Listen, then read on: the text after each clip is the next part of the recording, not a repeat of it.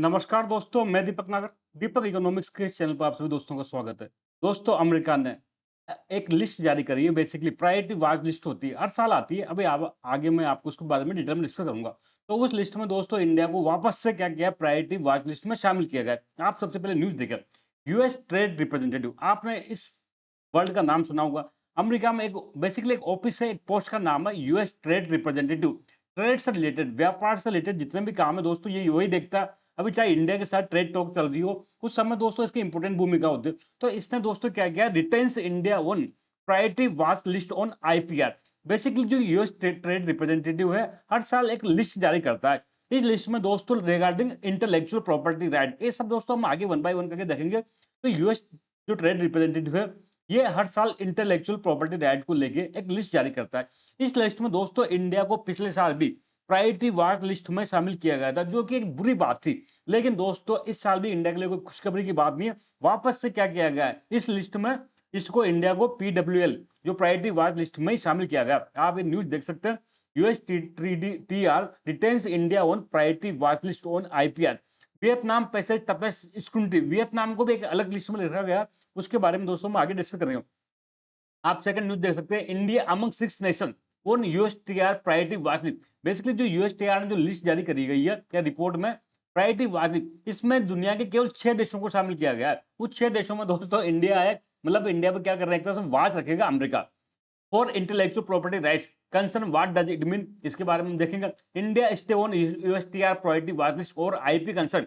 Basically क्या क्या India को क्या किया गया, यूएसटीआर ने प्रायोरिटी वाच लिस्ट में रखा गया रिगार्डिंग इंटेलेक्चुअल प्रॉपर्टी राइट। यहाँ पर क्या कहीं ना कहीं सब माना जा रहा है अमेरिका के द्वारा कि भारत में जो इंटेलेक्चुअल प्रॉपर्टी राइट्स है, उसका पालना सही ढंग से नहीं हो पा रही है। तो वो सबके बारे में दोस्तों हम आगे देखेंगे। सबसे पहले रिपोर्ट का नाम देखो। लंबी चौड़ी रिपोर्ट है, हर साल आती है। इसका नाम इंपोर्टेंट है, एग्जाम में भी पूछा जा सकता है। ये स्पेशल 301 रिपोर्ट, शॉर्ट में इसको कहते हैं special 30 report on intellectual property protection and enforcement 2026। Last का याद नहीं रखे तब भी आप आगे आगे का याद रख सकते हैं। Special 301 report, special 301 report on intellectual property protection and enforcement 2026।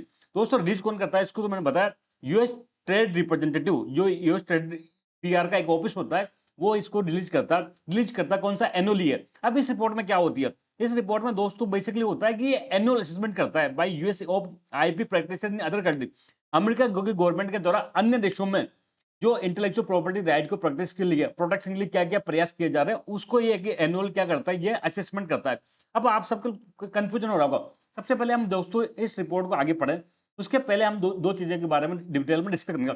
एक तो इंटेलेक्चुअल प्रॉपर्टी, बार बार में क्या आ रहा है, इंटेलेक्चुअल प्रॉपर्टी राइट। तो ये होता क्या है, आप सबने नाम सुना होगा ट्रेडमार्क का, सुना नहीं सुना? ट्रेडमार्क एक तरह का लोगो होता है, जैसे कि नाइकी कंपनी का, एडिडास कंपनी का एक लोगो होता है, एक ट्रेडमार्क होता है। एक होता है, आपने पेटेंट सुना होगा, जितने भी दवाइयां गोलियां हैं उसका होता है कि भाई ये कंपनी तो, जो ये इस कंपनी का या इस ड्रग का पेटेंट किसके पास है, इस कंपनी के पास है। यह आपने नाम सुना होगा। हॉलमार्क का नाम सुना होगा, और कई सारी चीजें होती है दोस्तों। इसमें एक होता है जीआई का, ज्योग्राफिकल इंडिकेशन का। ये सब क्या है दोस्तों, इंटेलेक्चुअल प्रॉपर्टी राइट है। सिंपल सा लॉजिक देखो, मैं अपने को लेके बता रहा हूँ। मैंने पढ़ाई करी और एक बुक निकाली, लेकिन कोई इसकी नकल कर ले तो, नकल करके बेच दे तो ये गलत बात है, नहीं है? तो दोस्तों इंटेलेक्चुअल प्रॉपर्टी कुछ नहीं होता। मैंने अपने बुद्धि से कोई खोज करी, मैंने कोई दवाई बनाई, क्या कर दी, मैंने कोई ड्रग बनाई, कैंसर से लड़ने के लिए कोई ड्रग बनाई। अब मैंने जिंदगी भर 20 साल 30 साल खपा दिया। मैंने, वो कंपनी ने करोड़ों रुपए खर्च किया, लेकिन दूसरी कंपनी उसकी नकल कर लिया, चीप कॉपी बना के बेच दी। तो ये गलत है कि सही बात? तो ये गलत है। तो जो दिमाग से ये इंटेलेक्चुअल प्रॉपर्टी कहते हैं, इसको जो दिमाग से कोई डिस्कवरी करी, उसको क्या करना चाहिए, खोज करने वाले को प्रोटेक्शन मिलना चाहिए। अब दुनिया में आप सबको पता है अधिकांश खोजें कहाँ हो रही है, आईपी से रिलेटेड कहाँ होती है खोजें, कहाँ ज्यादा से ज्यादा खोजें होती है, तो सब पता है अमेरिका में सबसे ज्यादा डिस्कवरी होती है। नए नए इनोवेशन होते हैं, नए नए ट्रेडमार्क वगैरह के जो वहां होते हैं। तो अमेरिका क्या चाहेगा भाई, अमेरिका की कंपनी को पेटेंट बनाए, कोई ड्रग बनाई, उसको पेटेंट मिल गया। लेकिन कोई देशों में वहां पर कानून कमजोर है, जैसे इंडिया में। इस इंडिया में क्या किया, इस पेटेंट को नहीं मान रहे, उसको क्या किया, वायलेशन करके एक कॉपी बना दी। तो ये अमेरिका की कंपनी को लॉस होगा, नहीं हुआ तो लॉस होगा। तो इसलिए अमेरिका क्या चाहेगा, दुनिया के हर देशों में जो इंटेलेक्चुअल प्रॉपर्टी एक्ट ना, कानून है, वो मजबूत हो। मतलब ऐसा नहीं होगा कि हमारी जो इंटेलेक्चुअल प्रॉपर्टी समझ चोरी हो जाए। समझ रहे हो बात को? ट्रेडमार्क से नाइकी कंपनी का ट्रेडमार्क है, अब इंडिया में कोई कंपनी फर्जी तरीके से जूते बना के उसपे क्या कर रही है, नाइकी का लोगो चिपका दे रही है। तो ये कोई अच्छी बात है क्या? ये अमेरिका की कंपनी को लॉस होगा, बुरा लॉस होगा कि प्रॉफिट होगा? लॉस होगा। तो अमेरिका क्या चाहेगा कि दुनिया के हर देशों में क्या हो, जो इंटेलेक्चुअल प्रॉपर्टी से संबंधित कानून हो वो मजबूत हो, उनकी पालना की जाए।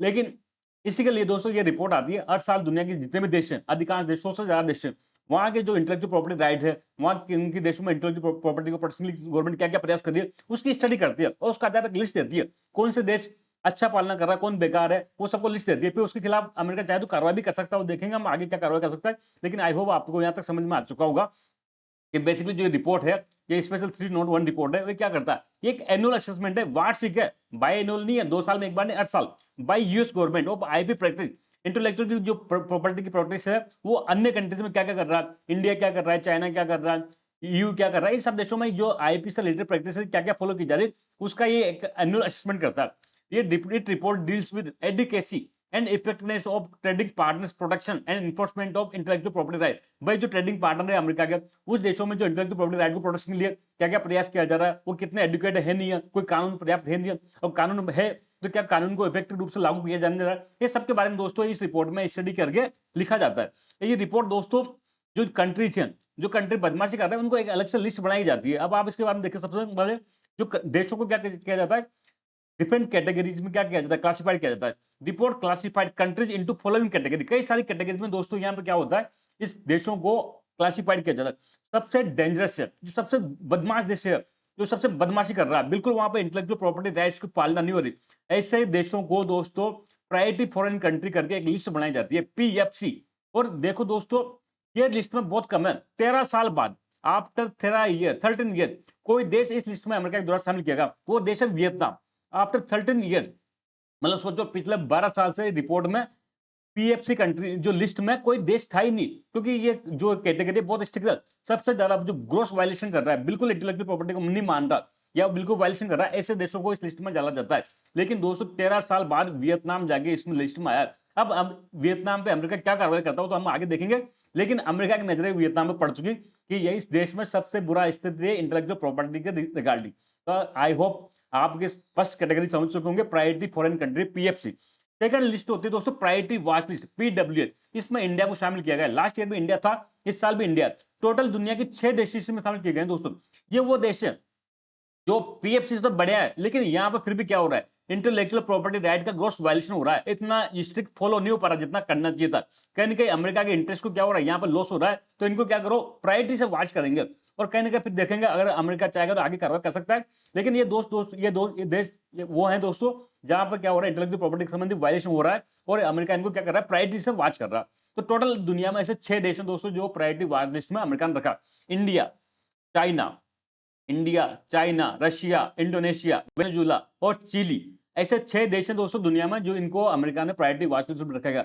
यहाँ पे इंटेलेक्चुअल प्रॉपर्टी राइट्स से संबंधित जो कई सारी तरह से वायलेशन हो रहा है दोस्तों। इससे एक और की कैटेगरी, भाई सबसे पहले पीएफसी आया, फिर उसके बाद आया देखो प्रायोरिटी वॉच लिस्ट। ये स्ट्रिक्टनेस है, सबसे बुरा स्थिति कहाँ है, पीएफसी में, उससे कम बुरी कहाँ, पीडब्ल्यू, सबसे कम उससे कम बुरी कहाँ है, वॉच लिस्ट में। इसमें दोस्तों टोटल 19 देशों को शामिल किया गया है। पाकिस्तान भी यहाँ पे है, यूरोपियन यूनियन भी यहाँ पे है। इन देशों में compare to priority watch list अच्छी स्थिति है, यहाँ पर थोड़ा-सा फॉलो किया जा रहा है, लेकिन इतना भी फॉलो नहीं किया जा रहा है कि इनको एक बाकायदा छूट दे दी जाए। तो ये ओवरऑल 3 कैटेगरी है। इन 3 कैटेगरी के आधार पर अमेरिका क्या कर सकता है, इन पे कार्रवाई कर सकता है, ठीक है बात। अब इम्पैक्ट क्या होगा? तो इम्पैक्ट तो ये होगा दोस्तों, जब अमेरिका को लग रहा है, यूएसटीआर को लग रहा है कि भाई ये देश क्या कर रहे हैं? ये देश इंटेलेक्चुअल प्रॉपर्टी को, राइट्स को ढंग से फॉलो नहीं कर रहे हैं, यहाँ पर कहने का स्ट्रिक्ट कानून नहीं है तो कंप्लायंस नहीं है, तो इनको हमने कई कैटेगरी में बाँट दिया। तो प्रायोरिटी वॉच लिस्ट पे जो ऐसा बदमाशी कर रहा है, इन पे क्या कर सकता है, ये जाँच बिठा सकता है। जाँच बिठा सकता है और जाँच बिठा के कुछ प्रतिबंध लगा सकता है, कोई टैरिफ लगा सकता है, कोई अन्य प्रतिबंध लगा सकता है दोस्तों। यूएसए में इनिशिएट फॉर्मल ट्रेड इन्वेस्टिगेशन, क्या कर सकता है, ट्रेड इन्वेस्टिगेशन, जो ट्रेड संबंधी जो ये इंटेलेक्चुअल प्रॉपर्टी के संबंधी जो वायलेशन हो रहा है उसकी जांच शुरू कर सकता है। और क्या कर सकता है, impose sanction if countries fail to demonstrate significant improvement. अगर कंट्री जांच के बाद भी कोई सुधार ना करे, ऐसा कैसे बदमाशी करता रहे, तो क्या कर सकता है, सैंक्शन लगा सकता है। भाई अमेरिका के पास क्या ब्रह्मास्त्र, क्या है, सैंक्शन है। तो ऐसे देशों पर क्या कर सकता है, सैंक्शन लगा सकता है। हालांकि अभी तक तो मुझे देखा नहीं कि इंडिया ने अमेरिका पे कोई इस मामले में कोई सैंक्शन लगाई है, लेकिन लगा सकता है। और क्या कर सकता है, भारत की अभी अमेरिका के साथ ट्रेड टॉक जारी हो रही है, तो ये ट्रेड टॉक में इंपैक्ट हो सकता है। और क्या कर सकता है, एक तरह से अमेरिका इस रिपोर्ट के आधार पर इंडिया को ब्लैकमेल कर सकता है, इंडिया पर दबाव बना सकता है कोई फेवर लेने के लिए। तो देखते हैं क्या निर्णय होगा इसका। और इंडिया का क्या कहना, इंडिया का कहना है कि भाई दुनिया में जितने भी दोस्तों ये आईपीएल के प्रोटेक्शन के लिए ना, आईपीआर के प्रोटेक्शन के लिए भाई ये है एक तरह से ट्रेड चीज है, और ट्रेड किसके अंडर में आता है? WTO, world trade organisation, WTO के अंडर में आता है। तो इस डब्ल्यूटीओ का एक एग्रीमेंट है, trips agreement, trade related intellectual property rights, trips agreement. WTO को दुनिया के लगभग 170 देशों के आसपास इसमें साइन किया हुआ। तो इस इंडिया का कहना है कि भाई जो ट्रिप्स एग्रीमेंट में जो जो प्रोविजन है उसको हम फॉलो कर रहे हैं, बाकी जो अमेरिका कहता है वो फॉलो नहीं कर रहा है, वो कोई मजबूरी नहीं है। हमारी क्या मजबूरी है कि डब्ल्यूटीओ में हमने ट्रिप्स एग्रीमेंट है, उस पर हमने साइन करी हुआ है। तो इस एग्रीमेंट में जो प्रोविजन है इसको हम क्या कर रहे हैं? कंपाइल कर रहे हैं, इसको हम कंप्लाइज कर रहे हैं। बाकी अमेरिका के रूल्स को, रेगुलेशन को हमारा कंपाइल करना कोई कंपल्सन नहीं है।